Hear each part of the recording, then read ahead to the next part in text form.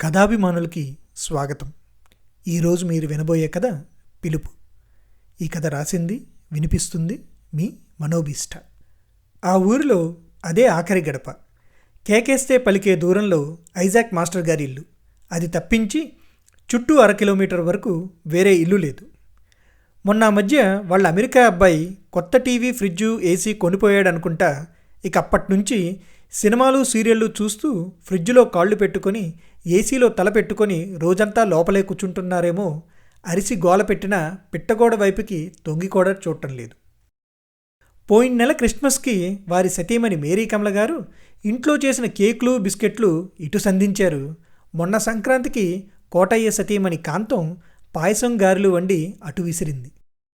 1957 అనుకుంటా కోటయ్య తండ్రి గారు వీరకోటయ్య కట్టుకున్న ఇల్లు ఇది. ఆయన ఉన్నంతవరకు ఇంటి రూపాన్ని మార్చడానికి ఏమాత్రం అంగీకరించేవారు కాదు. ఆయన తదనంతరం అమ్మ బాధపడుతుందనో, ఆవిడ పోయిన కొన్నాళ్లకి పరుసు భారమవుతుందనో పైపెంకులు కూడా మార్చకుండా యథావిధిగా ఉంటున్నారు. రోడ్డు మీదకి కొట్టు, వెనక పక్క ఇల్లు, ఆ రెండింటికి 3 పెరటి. పెరట్లో ఒక పక్క మంచి సువాసనలు వెదజిల్లే పూల మొక్కలు, మరో పక్క టొమాటోలు, సొరకాయలు, జామకాయల మొక్కలు. ఒక మూలన స్నానాల గది, దాని బయట బట్టలు ఉతుక్కోవటానికి జాగా, మధ్యలో ఒక నిండా నీళ్లతో పెద్ద సిమెంట్ తొట్టి. ఇవి ఆ ఇంటి రూపురేఖలు. రాత్రి 9 గంటలకి కొట్టు కట్టేసి ఇంట్లోకి వచ్చాడు కోటయ్య. వేడినీళ్లు పెట్టా, స్నానం చేసిరండి, భోజనం తిందురు గాని, గుత్తంకాయ కూర, సాంబారు, గుమ్మడికాయ వడియాలు అని గుక్క తిప్పుకోకుండా చెప్పింది కాంతం. వింటుంటే నోరూరింది కాబోలు కోటయ్యకి. ముందు భోజనం పెట్టొచ్చుగా, పడుకొని ముందు స్నానం చేస్తాలే అన్నాడు. నీళ్లు చల్లారిపోతాయి, గబుక్కుని 2 చెంబులు పోసుకురండి, అన్నం ఎక్కడికి పోదులే అంది కాంతం. ఇక తప్పేలా లేదని వేణీళ్ల తపేలాని ఒక గుడ్డముక్కతో పట్టుకుని బకెట్లోకి వంపాడు కోటయ్య. నడుంకి ఒక తెల్ల తువాలు కట్టుకుని తొట్లో నుంచి వంగి చల్లనీళ్లు బకెట్లోకి తోడుతూ, ఇక్కడికి వచ్చి గట్టు మీద కూర్చొని కబుర్లు చెప్పకూడదు అని కాంతాన్ని పిలిచాడు. పీట మీద అటు తిరిగి కూర్చొని స్నానం చేస్తున్నాడు. ఇవాళ కొట్లో ఎలా సాగింది, బేరం ఎలా ఉంది అని గడప దగ్గర చివరి మెట్టు మీద కూర్చొని అడిగింది కాంతం. ఏముంది, మన దగ్గర ఉన్నవి నచ్చవు, అలాగని కోరినవన్నీ తెచ్చి పెడితే 1 అర అమ్ముడుపోతాయి, మిగతావి మిగిలిపోతున్నాయి. రోజంతా కూర్చుంటే 1000 రూపాయల సరుకు అమ్మటం కష్టమైపోతుంది. మరి ఏం చేద్దాం అనుకుంటున్నారు? ఏం చేయమంటావేంటి? ఉన్న సరుకంతా డిస్కౌంట్లో అమ్మమంటావా? అబ్బా, అది కాదండి, పెద్దగా ఆదాయం లేదు కదా, కొట్టునేం చేద్దాం అనుకుంటున్నారు అని. కొట్టునేం చేయటం ఏంటే నీ బొంద, కొంపతీసి దాన్ని మూసేసి నీతో పాటు పెరట్లో కూర్చొని అష్టాచెమ్మ ఆడుకోమంటావా ఏంటి? మూసేస్తే తప్పేంటి, ఎలాగో దమ్మిడి ఆదాయం లేదు. అబ్బబ్బా, నసపెట్టకే, విషయం ఏంటి చెప్పు. అది కాదండి, మొన్న పండక్కి అబ్బాయి వచ్చాడు కదా. వచ్చాడు కదా నీ సుపుత్రుడు. వినండి, వచ్చే ఏడాది బీటెక్ అయిపోయాక వాడు అమెరికాలో చదువుకోవాలనుకుంటున్నాడు అని వాడు చెప్పాడా నీకు? అన్నీ చెప్పాలా ఏంటి? ఆ మాత్రం అర్థం చేసుకోలేమా? మరి అమెరికాలో చదువు అంటే ఖర్చు అవుతుంది కదా, మీరు కొంచెం డబ్బు సర్దుబాటు చేసుకుంటే మంచిదేమో అని చెప్తున్నా. ఇప్పుడు ఏంటే నువ్వు చెప్పేది? ఆ కొట్టమ్మేసి నీ పుత్రరత్నాన్ని అమెరికా పంపించాలా? ఏం అక్కర్లేదు, వాడిని ముందు క్యాంపస్ ఇంటర్వ్యూలో జాబ్ తెచ్చుకోమను. అప్పుడు వాళ్ళే వీడిని ఏ అమెరికాకో ఆఫ్రికాకో పంపిస్తారు. కుదిరితే నువ్వు కూడా 2 ఆకులు కొట్టుకొని పోదువు గాని. అబ్బా, మీరెప్పుడు ఇంతే, నా మాట అంటే లెక్కే లేదు మీకు.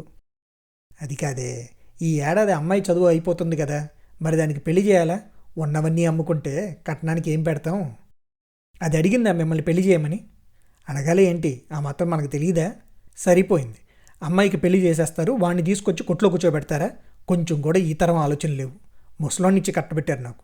అమ్మాయి హైదరాబాద్ వెళ్తుంది, అక్కడ జాబ్ ట్రయల్స్ చేస్తుంది, ఉద్యోగం చేస్తూ తన కాళ్ళ మీద నిలబడ్డాక ఒక 3 ఏళ్ళకి పెళ్లి చేద్దాం. సరిపోయింది. రేపు పొద్దున నేను హరి అంటే అమ్మాయిని హైదరాబాద్ పంపించి, వాడిని ఫారెన్ పంపించి, కొట్టమ్మేసి నువ్వెక్కడుంటావు, ఎలా ఉంటావు? దండం మీద ఆరేసిన లుంగి కట్టుకుని తల తుడుచుకుంటూ లోపలికి వెళ్ళాడు కోటయ్య. వేడివేడి అన్నం, గుత్తంకాయ కూర ప్లేట్లో వడ్డించింది. ఇంకా మొదటి ముద్ద నోట్లో పెట్టుకుందాం అనుకునే లోపు బెల్లు మోగింది. ఈ టైంలో ఎవరై ఉంటారబ్బా? సరే, నేను వెళ్ళి చూస్తా అని వీధి గుమ్మం తలుపు తీసిన కోటయ్యకి ఎవరో ఒక మనిషి చేతిలో ఒక కర్ర, లాంతర్ను పట్టుకొని కనిపించాడు. ఎవరండి, ఎవరు కావాలి అడిగాడు కోటయ్య. కోటయ్య గారు, రాజుగారు మిమ్మల్ని తీసుకురమ్మన్నారండి అని బాగా తెలిసిన వాళ్ళ పలకరించాడు. రాజుగారా, ప్రెసిడెంట్ గారికి ఈ టైంలో నాతో పనేంటబ్బా? విషయం ఏంటో చెప్పారా? లేదండి, ఉన్న పలంగా మిమ్మల్ని తీసుకురమ్మన్నారు. ఉన్న పలంగా అంటే ఎలా కుదురుద్దయ్యా? నేను ఇప్పుడే భోజనం మొదలుపెట్టాను. ఇంకా పనులున్నాయి. రాత్రి అయిపోయిందిగా, రేపు పొద్దున్న 6ంటికి వచ్చి కలుస్తా అని చెప్పు. అమ్మ బాబోయ్, ఇంకేమైనా ఉందా? నా మీద విరుచుకుపడిపోరు. వచ్చేయండి అయ్యా, అక్కడ మీకోసం చాలామంది ఎదురు చూస్తున్నారు. అదిగో మళ్ళీ అదే మాట. నేనేమన్నా అప్పెగ్గొట్టి తిరుగుతున్నానా, లేక దొంగతనం చేశానా? పిలవంగాల్ని ఎందుకయ్యా రావాలి? నాకు కుదరదు పో. నాకు చాలా పనులున్నాయి, రేపు కూడా రాను. మీ అయ్యగారినే వచ్చి నాకు కనపడమను అని గట్టిగా విసురుగా సమాధానం ఇచ్చాడు. ఇంతలో లోపల నుంచి కాంతం గట్టిగట్టిగా కేకలు పెడుతూ ఏవండి ఏవండి అని అరుస్తుంది. దీని దుంపదగా, ఇప్పుడు దాకా బాగానే ఉన్నావు కదే, నీకేమైంది అని లోపలికి వెళ్ళబోతూ నువ్వు వెళ్ళవయ్యా అని తలుపు వేయబోయాడు. మీరు రాకపోతే నేను మిమ్మల్ని ఈడ్చుకు వెళ్లాల్సి వస్తుంది, జాగ్రత్త అని బెదిరించి గుమ్మానికి అడ్డంగా నిల్చున్నాడు. సమయం లేదు, రండి అని చేయి పట్టుకొని లాగాడు. కాంతం వీళ్ళిద్దరినీ నెట్టుకుంటూ బయటికి పరుగులు తీసింది. కోటయ్య బిత్తరపోయాడు. తనకక్కడ జరుగుతుంది ఏమీ అర్థం కాలేదు. క్షణాల్లో ఐజాక్ మాస్టర్ని తీసుకొని ఇంట్లోకి పరిగెత్తింది. కోటయ్యకి పిచ్చి కోపం వచ్చింది. ఆ ఊరోడి చేతిలో కర్ర లాక్కొని వాడి నెత్తి మీద ఒక్కటిచ్చి చేయి విదిలించుకున్నాడు కదా. చూస్తే కోటయ్య కాంతం ఊళ్ళో ఉన్నాడు. ఐజాక్ మాస్టర్ గుండెల మీద పిడిగుద్దులు గుద్దుతున్నాడు. గబుక్కుని లేచి కూర్చొని ఏం జరిగిందే అని విస్తుపోయి చూశాడు. ఓ 2 నిమిషాల క్రితం తొట్టిలోకి వంగి చల్లనీళ్లు బకెట్లో తోడుతూ ఇక్కడికి వచ్చి గట్టు మీద కూర్చొని కబుర్లు చెప్పకూడదు అని కాంతాన్ని పిలిచాడు. తొందరగా వచ్చి భోజనం చేస్తే తీరిగ్గా కూర్చొని కబుర్లు చెప్తా అన్న కాంతం మాట వెనకముందే గుండె పట్టుకొని డబేళ్ళ కింద పడిపోయాడు కోటయ్య. అనుమానం వచ్చి పెరట్లోకి వెళ్ళిన కాంతానికి కింద పడిపోయి ఉన్న కోటయ్య కనిపించాడు. అంతే, ఏవండి అని అరుస్తూ ఐజాక్ మాస్టర్ గారింటికి పరిగెత్తింది. చావు బతుకుల మధ్య ఉన్న కోటయ్యకి కొడుకు, కూతురు, భార్య, వాళ్ల భవిష్యత్తు ఇవన్నీ క్షణకాలంలో కళ్ల ముందు తిరిగాయి. ఇంకా తను చేయవలసిన పనులు ఉన్నాయని మదనపడిపోయాడు. కోటయ్యకి ఆ ముద్ద రుణం ఉంది కాబోలు. అందుకే కాంతి కంటే వేగంగా కాంతం పరిగెత్తింది. సమయానికి ఐజాక్ మాస్టర్ పిడిగుద్దులు గుద్దాడు. కోటయ్య బతికాడు. కోటయ్య గబగబా వీధి గుమ్మానికి వెళ్ళి చూశాడు. అక్కడ ఎవ్వరూ లేరు. తన కోసం వచ్చింది యమభటుడిని, ఆ పిలుపు యమధర్మరాజుదని అర్థమైంది. ఆ పిలుపు ఎవరికైనా ఎప్పుడైనా రావచ్చు. మన చేతిలో లేని విషయం కాబట్టి భయం, ఆందోళన అనవసరం. చేతిలో ఉన్న సమయాన్ని సద్వినియోగపరుచుకుంటే చాలు. ఈ నిమిషాన్ని సంపూర్ణంగా జీవిస్తే చాలు. అందుకే రేపు కాచే కాయల కోసం నీళ్లు పోస్తూనే నేడు పూచిన పువ్వుల్ని చూసి ఆనందించు.